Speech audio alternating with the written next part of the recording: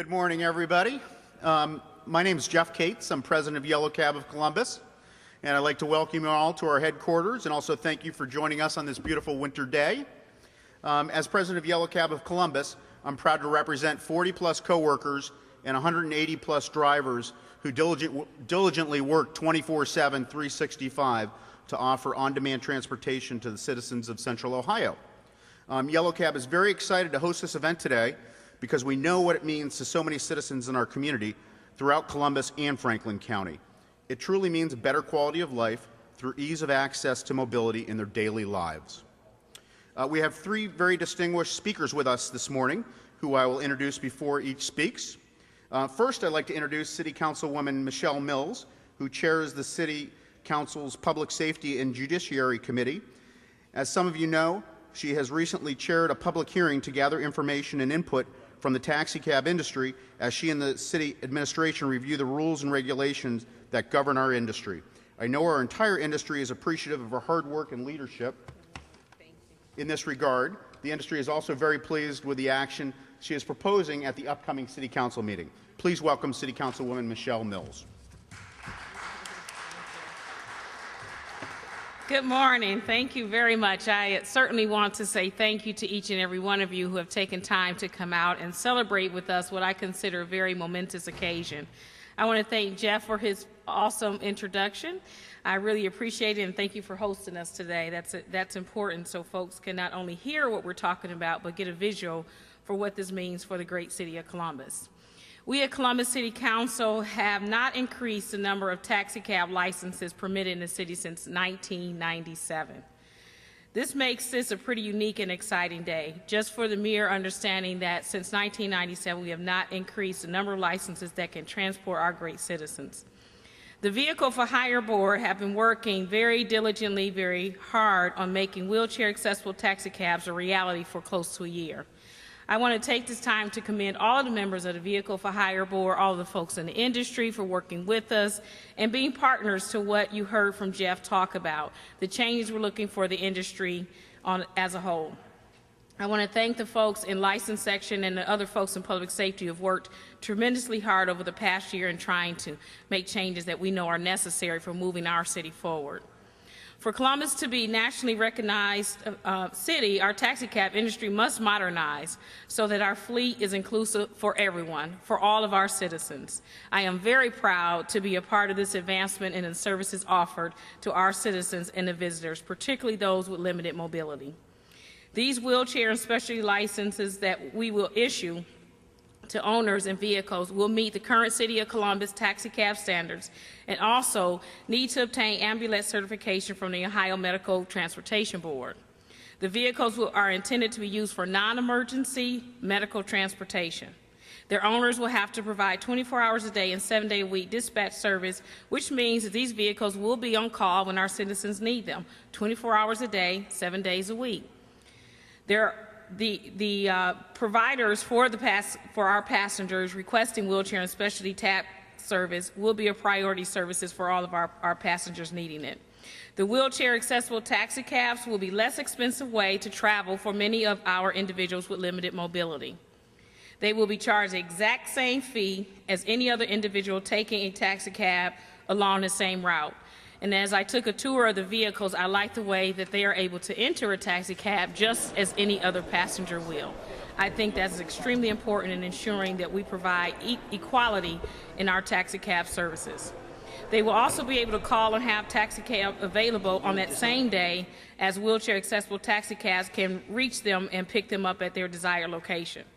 Currently, the limited mobility individuals have to plan in advance to reserve a wheelchair accessible vehicle, and this is generally much more expensive. This is a vital service that the city can offer to our citizens and our visitors at an affordable cost. I am very happy to repeal our current moratorium on new taxicab licenses in the city. This will allow for the additional specialty licenses. Columbus is moving forward. That's what makes this exciting. We're moving forward to ensure that we provide equality services for all of our citizens. We are proving once again that we're a progressive and open city. And I want to thank everyone for being here. Another great day to celebrate as we celebrate our year of bicentennial activities. This is among the top. It creates equality and accessibility for all of our citizens, and that's what made our great city wonderful many years ago, and that's what's going to take us to the future. Thank you all very much.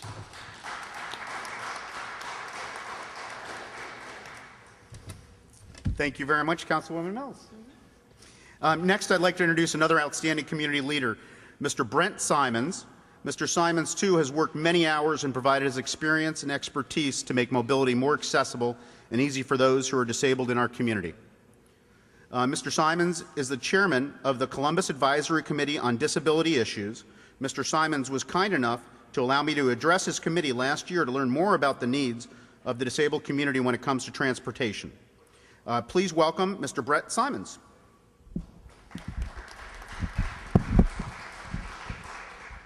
Wanted to thank Jeff for addressing our committee. It's a great outlet for individuals and for City Council to find out more about the issues that are affecting people with disabilities in our community. The transportation that is provided by the taxi service and what this opportunity allows us to have, Councilwoman Mills did address the tourism implications. People coming into our city to experience what Central Ohio has to offer. The one thing with people who use mobility devices, just simply getting from the airport to anywhere, the convention center, anywhere where there's anything that they want to have any experience with, it's been a very difficult thing. And that's something that anybody has going to any major city, that you get to the airport, you get to train stations, you get anywhere, but you can't get there without planning in advance. This will allow people to get to where they're going, get to hotels, and actually be able to call and get a ride wherever they want to go and actually have fun once they get here. And that's the great thing. The City Council and the Mayor have worked very hard to develop Columbus and get it to where we are now, and to develop it for better experiences in the future. And this is a big step moving forward for everyone. I want to thank Council and definitely Mr. Cates for making this a possibility. Thank you very much.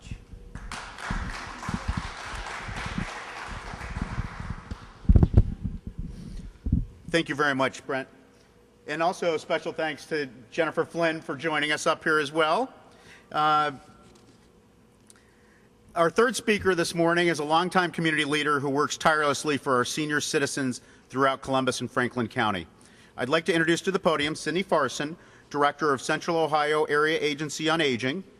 We are proud to have been asked by Ms. Farsan last fall to assist in the passage of the Senior Options Levy to keep funding in place for those seniors who need the help the most.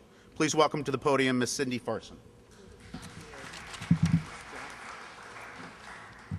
Good morning. You know, as Americans, we put a high value on independence, and for a lot of people, transportation is independence. It's the freedom to continue to participate in the things that are important to you, to work, to volunteer, to worship, to maintain your friendships, to go to important family events. At the Central Ohio Area Agency on Aging, we do lots of surveys, and what we find in those surveys is that older adults always say, number one, the unmet need is transportation. Age or disability does not end your desire to want to go where you want, when you want. So this initiative is going to work hand in hand with the Senior Options Levy, Passport, and other publicly funded programs. And we're going to be able to meet service needs for transportation at a lower cost.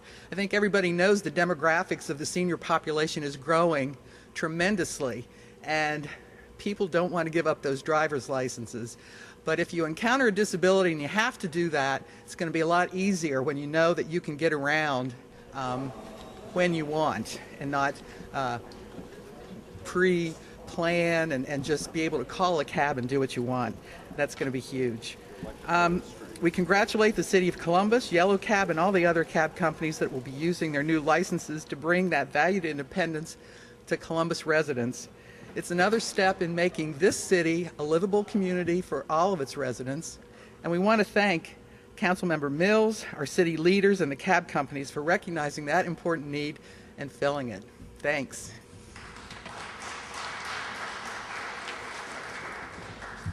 Thank you very much, Cindy.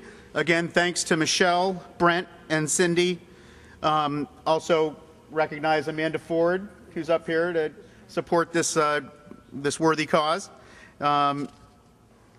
Great leadership in the community. Thank you all very much. This concludes our news conference. You notice behind us 3 prototypes of handicap accessible taxicabs that are what the citizens will see on the streets if licensed. Also here today is Daryl Tucker, a yellow cab driver who is certified and able to assist citizens in wheelchair transportation needs for taxis. We'll provide a short demonstration. Thanks again for being here for this important news announcement. And also thanks for everybody that helped make this day possible. There's a lot of people here, and I can't name everybody, but a lot of people were instrumental in making this all come together and getting us to where we are today. Special thanks to Mobility Work and Tesco for supplying the demonstration vehicles as well. Thank you very, very much for being here.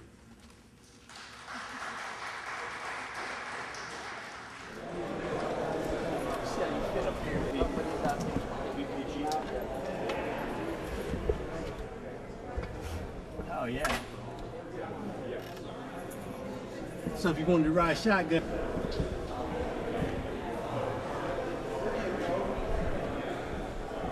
See, then we just hook.